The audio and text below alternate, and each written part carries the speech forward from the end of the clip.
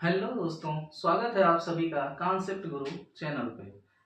आशा करता हूँ आप जहाँ भी होंगे स्वस्थ होंगे, मस्त होंगे और अपनी पढ़ाई अच्छे से कर रहे होंगे।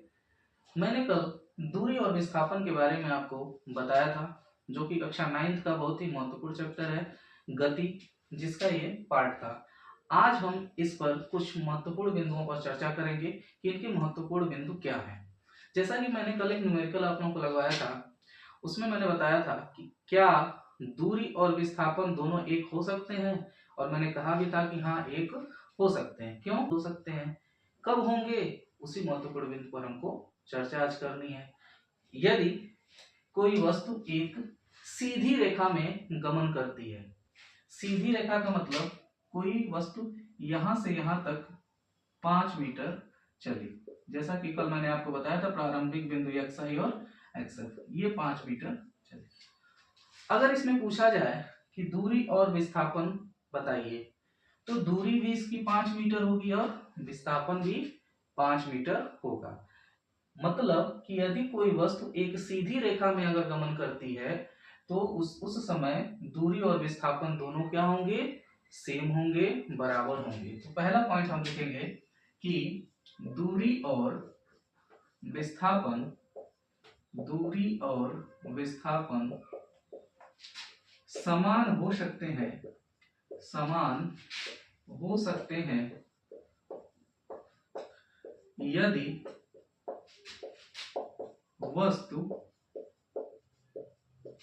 एक सीधी रेखा में, सीधी रेखा में चल रही हो या गमन कर रही हो, चल रही हो। लेकिन यहीं पर थोड़ा सा एक ट्विस्ट है कि यदि वस्तु अपना दिशा बदल दे, यदि वस्तु अपना दिशा बदल दे, अभी तक वो एक सीधी रेखा में जा रही थी, लेकिन यदि उसने अपना दिशा बदल दिया, ऊपर की तरफ जाने लगी, तो यहाँ इस बिंदु तक जा रही है, तो 5 मीटर उसने और चला। मतलब यहां अगर कोई पूछेगा तो दूरी कितना होगा, दूरी होगा इस पॉइंट से इस पॉइंट तक 5 और प्लस इस पॉइंट से इस पॉइंट तक 5, टोटल दूरी कितनी हो जाएगी, 10 मीटर।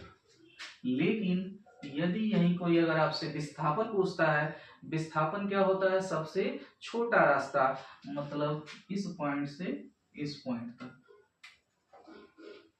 मतलब आप यहाँ देख रहे होंगे गणित की भाषा में ये एक समकोण त्रिभुज बन गया। तो अगर हमको विस्थापन चाहिए तो हमको करना होगा √5 का √5 का स्क्वायर प्लस 5 का स्क्वायर। ये आप क्लियर हो गए कि विस्थापन किसको कहेंगे।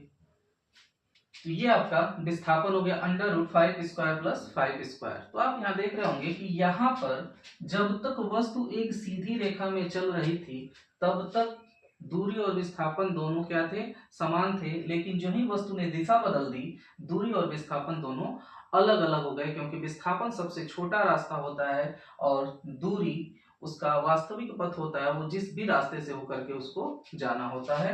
तो यहाँ पे एक पॉइंट थोड़ा सा जुड़ जाएगा कि जब तक सीधी रेखा में चल रही हो, जब तक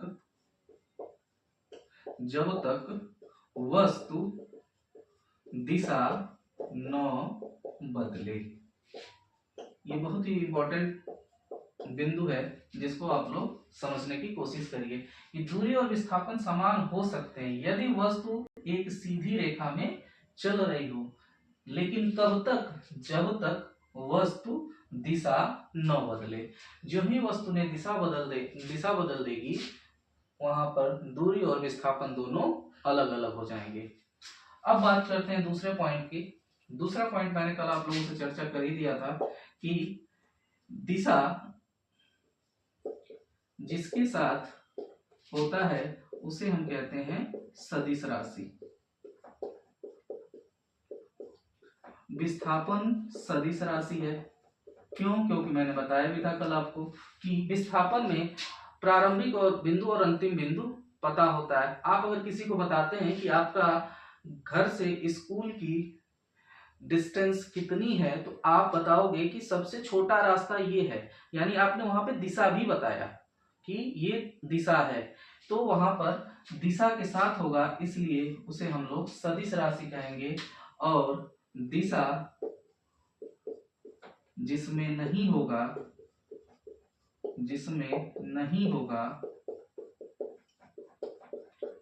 उसे अदिश राशि कहेंगे। और अदिश राशि मैंने कल बताया था कि दूरी क्या है, अदिश राशि है, क्योंकि दूरी आप इधर उधर टेढ़े मेढ़े रास्तों से होकर के जाएंगे या कहीं से भी होकर के आप आएंगे तो वो दूरी मेजरमेंट करेगी। आपकी गाड़ी की ऑटोमीटर जो होती है, आप किसी भी रास्तों से चल के होकर आते हैं और आप लास्ट में अपनी गाड़ी को देखेंगे मीटर, तो वो दूरी बताता है, न कि दिशा को आपको इंक्लूड करेगा उसमें। तो ये दूसरा महत्वपूर्ण बिंदु था कि दिशा जिसमें इंक्लूड होता है या शामिल होता है उसे हम लोग सदिश राशि कहते हैं। विस्थापन एक सदिश राशि होता है। विस्थापन निकालने के लिए एक फार्मूला होता है जो कि मैं यहाँ पे आपको डिस्कस करना चाहूंगा। विस्थापन अगर निकालना होगा तो विस्थापन बराबर होता है, विस्थापन बराबर अंतिम बिंदु माइनस प्रारंभिक बिंदु, अंतिम बिंदु माइनस प्रारंभिक बिंदु।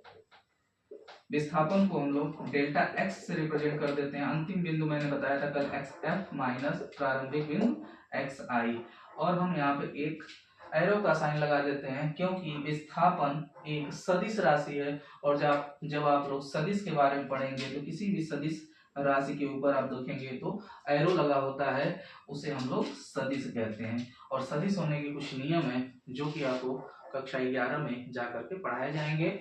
लेकिन यहाँ पर बस आप इतना जानिए कि विस्थापन एक सदिश राशि है और उसे निकालने के लिए इस फार्मूले का प्रयोग करते हैं। छोटा सा एग्जांपल देना चाहूंगा। इस पॉइंट O से P तक की दूरी यदि 25 मीटर है, अगर इस बिंदु O से P तक की दूरी 25 मीटर है और बिंदु Q की दूरी यहां से यहां तक 10 मीटर है, तो बिंदु Q से P तक का विस्थापन कितना होगा, बिंदु Q से P तक का विस्थापन कितना होगा, आपको ये बताना है विस्थापन। तो विस्थापन आप देख रहे हो कि प्रारंभ यहां से यहां तक की दूरी टोटल कितनी है 25, और यहां से यहां तक की दूरी कितनी है 10, तो 25 में से 10 निकल जाएगा तो कितना विस्थापन होगा 15 मीटर, यानी अंतिम बिंदु माइनस प्रारंभिक बिंदु 15 मीटर, यानी इसकी दूरी कितनी निकली 15 मीटर। तो विस्थापन निकालने के लिए हमेशा प्रारंभिक बिंदु को अंतिम बिंदु से माइनस कर देते हैं, घटा देते हैं, तो आपको क्या निकल जाता है विस्थापन निकल जाता है। अब बारी आती है तीसरे पॉइंट की। तीसरा पॉइंट होता है मात्रक। तीसरा पॉइंट है यहाँ पे मात्रक। और मात्रक ये दूरी हो या विस्थापन, दोनों की हम लोग क्या नाप रहे हैं लंबाई। और लंबाई का मात्रक सबको पता होता है, क्या होता है लंबाई का मात्रक मीटर। तो दूरी हो या विस्थापन हो, दूरी हो या विस्थापन, दोनों का मात्रक क्या होगा मीटर। दूरी और विस्थापन दोनों का मात्रक मीटर होता है, वह होता है एसआई पद्धति में, एसआई पद्धति जिसको हम लोग कहते हैं system of international unit, system of international unit. सभी देशों ने मिलकर के एक ग्रुप बनाया और एक कमेटी बैठी और कमेटी ने डिसाइड किया कि मात्रक क्या होना चाहिए, क्योंकि विभिन्न देशों में अलग अलग मात्रक होते हैं। तो अगर कोई व्यक्ति इंडिया आया और इंडिया का व्यक्ति कहीं यूएसए गया और दोनों के मात्रक अलग अलग हैं, तो दोनों एक दूसरे को समझ नहीं पाते थे, तो ऐसा ही सिस्टम ने क्या किया एक मात्रक निर्धारित किया जिसको हम लोग मीटर कहते हैं।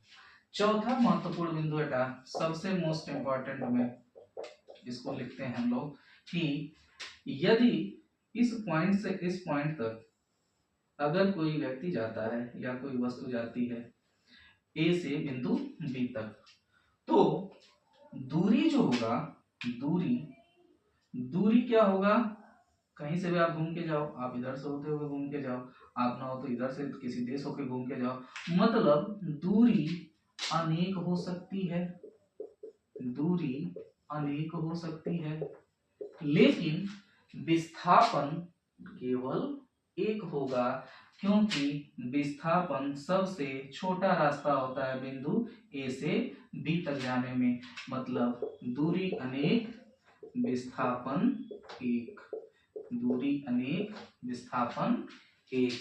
तो यदि कोई क्वेश्चन पूछता है कि किसी बिंदु से जाते समय दूसरे बिंदु तक जाने में कितनी दूरियां होंगी, तो आप बताएंगे कि दूरी अनेक हो सकती है लेकिन विस्थापन केवल एक होगा। दूरी अनेक होगी, विस्थापन एक होगा। आई होप यहाँ तक इस चारों महत्वपूर्ण बिंदुओं को आपने अच्छे से समझा होगा। अगर कहीं कोई दिक्कत होगी तो आप कमेंट में जरूर बताइएगा, हम इसको सुधारने की पूरी कोशिश करेंगे। फिर से आपको एक बार बताएंगे कि इनके महत्वपूर्ण बिंदुओं के क्या क्या विशेषताएं थी। तो आप लोगों से ये निवेदन है कि आप लोग इसे अच्छे से पढ़िए और दोहराइए। ये न्यूमेरिकल है आपका। 14 मीटर त्रिज्या वाले वृत्त में निम्न चक्कर लगाने पर दूरी तथा विस्थापन क्या होगा। वो निम्न चक्कर है, पहला एक चक्कर, दूसरा है आपका आधा चक्कर, तीसरा आपका है 1.5 चक्कर और चौथा है 2 चक्कर। इसे 2 क्वेश्चन मैं अभी आपको करा देता हूँ। 2 क्वेश्चन आप लोग होमवर्क में रख लीजिए, इसे घर से करने का प्रयास करिएगा आपने आराम से। जब ये वीडियो खत्म होता है आप लोग इन दोनों को करने का प्रयास करेंगे, नहीं होगा नेक्स्ट वीडियो में मैं इन दोनों को आपको बताऊंगा। सपोज करिए कि ये आपका एक वृत्त है जिसकी त्रिज्या 14 सेंटीमीटर है, जैसा कि क्वेश्चन में दे रखा है। कह रहा है 14 मीटर त्रिज्या वाले वृत्त में निम्न एक चक्कर, पहला क्वेश्चन है, एक चक्कर लगाने पर दूरी तथा विस्थापन क्या होगा। अब देखिए यहाँ से एक चक्कर इस बिंदु से यहाँ तक जब चला जाएगा तो हम इसके परिधि पर चल रहे हैं, हम इसके कहाँ चल रहे हैं, परिधि पर। और वृत्त की परिधि क्या होती है, वृत्त की परिधि का फार्मूला क्या होता है, 2 पाई आर। वृत्त की परिधि का फार्मूला क्या होता है, 2 पाई आर। तो हम यहाँ लिख देंगे 2 इंटू पाई की वैल्यू होती है 22/7, आर दिया हुआ है 14, 7 दूना 14, 22 दूना 44, 44 और दूना 88 सेंटीमीटर, 88 मीटर। मतलब कि एक चक्कर लगाने पर वो कितना दूरी कवर कर रही है, 88 मीटर। लेकिन विस्थापन यहाँ क्या होगा, ध्यान से देखिएगा सभी लोग। विस्थापन जिस बिंदु से चला गया था उसी बिंदु पर वापिस आ गए हम, तो विस्थापन बेटा कल भी मैंने बताया था कितना हो जाएगा, 0 हो जाएगा। विस्थापन कितना हो जाएगा, 0, क्योंकि प्रारंभिक बिंदु और अंतिम बिंदु दोनों उसका क्या है, एक है। तो विस्थापन कितना हो जाएगा, 0 हो जाएगा। दूसरा क्वेश्चन है आधा चक्कर। आधा चक्कर लगाना है तो सपोज करिए कि ये वृत्त है, इस पॉइंट से इस पॉइंट तक हम चले, यहाँ से आधा आपको यही आपको डिनोट कर रहा है, यहाँ से यहाँ तक आपको केवल जाना है। तो आधा मतलब पूरी परिधि हमने निकाला 88 मीटर, तो आधा कितना हो जाएगा, 44 मीटर। तो दूरी कितनी हो गई, 44। लेकिन विस्थापन कितना होगा, विस्थापन ध्यान से देखिएगा, विस्थापन सबसे छोटा रास्ता होता है, सबसे छोटा बेटा यहाँ से यहाँ तक की त्रिज्या कितनी दी हुई है, 14। मतलब छोटा रास्ता मतलब हम यहाँ से यहाँ तक जाएंगे और ये यहाँ से यहाँ तक वृत्त की क्या बन जाएगी, व्यास बन जाएगी। और त्रिज्या का दूना क्या होता है, व्यास होता है। तो यहाँ से यहाँ तक का विस्थापन अगर आपको निकालना है इस बिंदु से इस बिंदु तक का, तो 14 दूना कितना हो जाएगा, 28 मीटर। आई होप कि आप लोगों ने क्वेश्चंस को अच्छे से समझा होगा। ये दोनों क्वेश्चन आप लोग घर पर करने का प्रयास करिए, नहीं आएगा तो फिर मैं अगले वीडियो में इसको जरूर बताऊंगा।